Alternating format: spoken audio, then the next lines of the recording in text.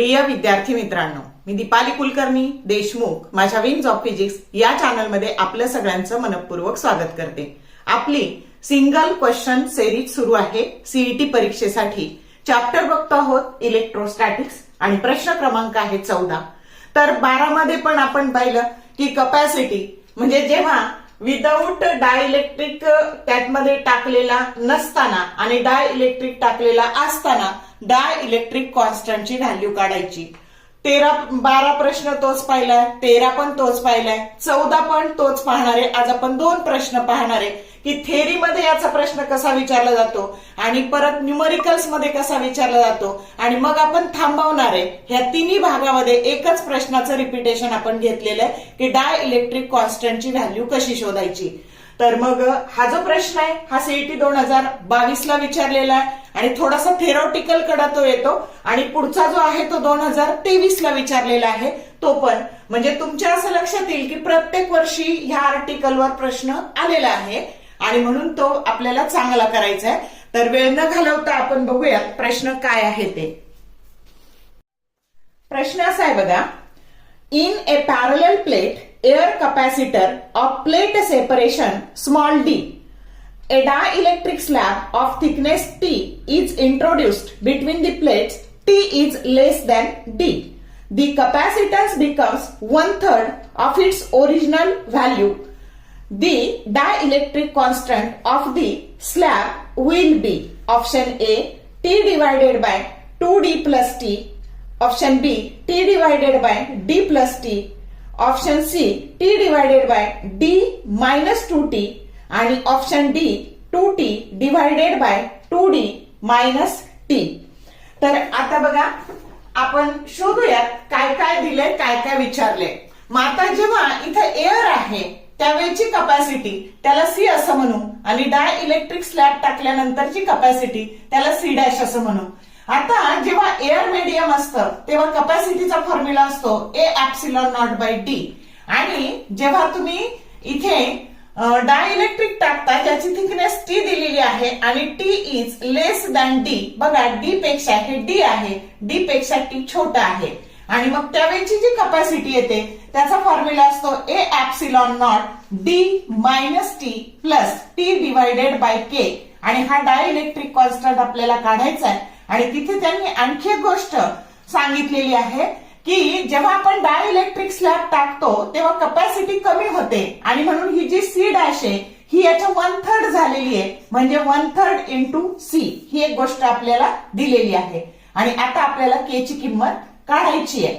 मग आता काय करायचं, तर आता बघा आपल्याला हे सोडवताना ह्या C ची आणि C डॅश याच्यात C डॅश ची किंमत टाकू A epsilon naught divided by D minus T plus T by K ही किंमत and that is equal to 1/3 C ची किंमत A epsilon naught divided by D। आता हे epsilon naught आणि हे epsilon A into epsilon naught हे घालून टाकायचे आणि आता इथे 1 by याचा LCM काढला K, तर आता हे आले DK minus TK plus small t and that is equal to इथे आले बघा 1 by 3D। आता पुढे सोडवताना हा डिनॉमिनेटरचा डिनॉमिनेटर इट बिकम्स न्यूमरेटर म्हणजे K divided by DK minus TK plus T that is equal to 1 by 3D। आता क्रॉस मल्टिप्लिकेशन करू, therefore 3DK that is equal to DK minus TK plus T। आता K वाला term सगळ्या इकडे घेऊ। आता ही झाली बघा 3DK minus DK plus TK that is equal to T। Therefore आता बघा 3DK minus DK हे आले 2DK plus TK that is equal to T। K common काढलं, आतमध्ये शिल्लक राहिलं 2D plus T that is equal to T। आपल्याला dielectric constant काढायचा आहे K बरोबर T divided by 2D plus T की जो करेक्ट ऑप्शन काय आहे तर A ऑप्शन आहे। समजलं कसं सोडवलं ते? तर या पद्धतीने हे सोडवलेलं आहे। तर बघा आधी फक्त इथं टी बरोबर काहीतरी व्हॅल्यू दिलेली होती, इथं मात्र तसं दिलेलं नाही, टी टाकूनच काढायचंय. म्हणजे आता तुमचा डिरेक्टली फॉर्म्युला तयार झाला. Dielectric constant of that medium, इथं जो तुम्ही डाय इलेक्ट्रिक टाकला त्याचा dielectric constant K that is equal to T divided by 2d plus T. या फॉर्म्युल्याने आपल्याला डाय इलेक्ट्रिक कॉन्स्टंट मिळेल. आता पुढचा प्रश्न पाहायचा आहे जो 2023 ला विचारलाय. हा प्रश्न सीईटी 2023 ला विचारलाय बघा. प्रश्न असा आहे, the capacitance of A capacitor becomes 6/5 times its original value if a dielectric slab of thickness d/3 is introduced between the plates where small d is the distance of separation between the plates. The dielectric constant of the slab is option A 1, B 2, C 3 and D 4. आता बघा, आपण already 12 नंबरचा आणि 13 नंबरचा ह्या टाईपचा question सोडवलेला आहे, त्यामुळे आता आपण पटपट सोडवणार आहे. आता आधी काहीही नसताना म्हणजे डायइलेक्ट्रिक स्लॅब नसताना असलेली ही कॅपॅसिटी, तिला सी असं म्हणायचं, ती A epsilon naught by D या फॉर्म्युल्याने मिळते. डायइलेक्ट्रिक स्लॅब इंट्रोड्यूस केल्यानंतर ती सी डॅश कॅपॅसिटीचा formula A epsilon naught divided by D minus T plus T by K. आणि जेव्हा हे इंट्रोड्यूस करणार आहे तेव्हा ही कॅपॅसिटी याच्या 6/5 टाइम्स ओरिजिनल कॅपॅसिटी होणार आहे. आता इथं या सी डॅशची किंमत टाकली, त्यानंतर ह्या सी ची किंमत टाकली आणि आता ह्या फॉर्म्युल्यामध्ये ह्या टी ची किंमत d/3 टाकायची. मग ए एप्सिलॉन नॉट ह्या डी मायनस d/3, एक मिनिट,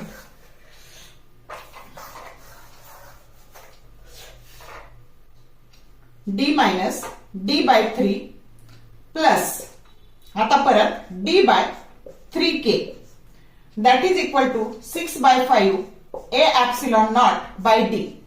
आता d मायनस d/3, इथं जर 3 एलसीएम काढला तर 3d मायनस d म्हणजे हे 2d/3 झाले. काय झाले? हे 2d/3 झाले. आणि आता इथे d कॉमन काढायचं, ए epsilon naught divided by D common काढलं, डी कॉमन काढल्यावर 2/3 प्लस 1/3k असं शिल्लक राहिलं. आणि इकडे 6/5 A epsilon naught by D. आता आपल्याला माहितीये हे A epsilon naught D, A epsilon naught D इथं कॅन्सल होणार आहे. आणि इथे 1 बाय एलसीएम काढला 3k, तर इथे आले बघा 2k plus 1 that is equal to 6/5. आता डिनॉमिनेटरचा डिनॉमिनेटर इट बिकम्स न्यूमरेटर, हे 3k आता न्यूमरेटरला जातील इथे 3k. आणि आता क्रॉस मल्टिप्लिकेशन करायचं, इथे आले 15k that is equal to 12k plus 6. आता 15k minus 12k 3k that is equal to 6. Therefore k that is equal to 6/3 that is equal to 2. k बरोबर 2. डायइलेक्ट्रिक कॉन्स्टंट 2 आला. समजलं? Correct option काय आला? बी आला.